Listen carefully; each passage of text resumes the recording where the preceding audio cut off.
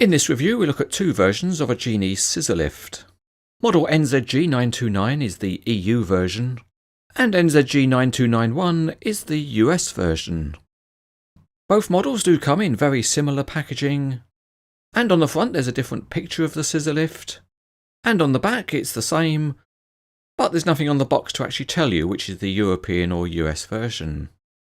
So, without wishing to create an international incident, let's just get on and open up one of the boxes. As usual, there are a couple of expanded polystyrene trays and they're helpfully marked, top and bottom. Let's take off the top and there is the model sitting in the tray, and it's protected by soft paper. There's a fat block of packaging to remove from the platform, but other than that there's no assembly to do because these models are complete out of the box.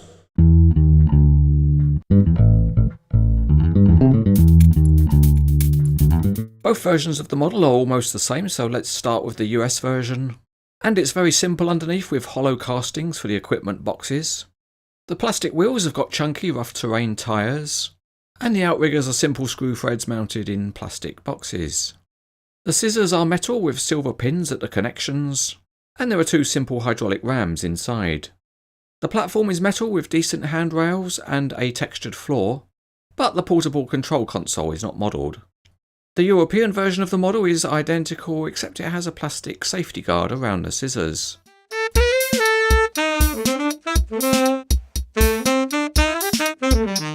So the European version of the model has a safety guard around the scissor mechanism, but on the model that's fairly easy to remove, and then that leaves you with the US version of the machine. These models are 1:32 scale, so they are relatively large and heavy, and so they roll well. The wheels are fixed to a common axle at the rear, and at the front there's a steering axle. Not only that, the steering axle also oscillates, and that helps with stability on rough ground. Let's give a quick test of the steering, and the model is able to follow a reasonably nice curve. But there comes a time when you have to go up in the world, so the first thing to do is to go down, and down go the outriggers to provide stability. The real machine can in fact travel at full height, so let's elevate the platform. And it's a smooth scissor mechanism which goes up straight. Up and up we go, and if you need more space you can extend the platform. And all in all you end up with quite a large and impressive model. But I hear you shouting, is it stable? Well, using the patented Cranes etc. stability test, you can see it's a fun ride for all the workers.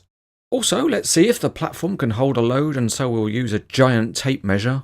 And yes, even with such an oversized load it's fine. So let's get the tape out now and see how tall it is, and to platform level it's about 13 inches or 32 centimetres. That scales up at about 10.2 metres, which is a little less than the 12 metres of the real machine.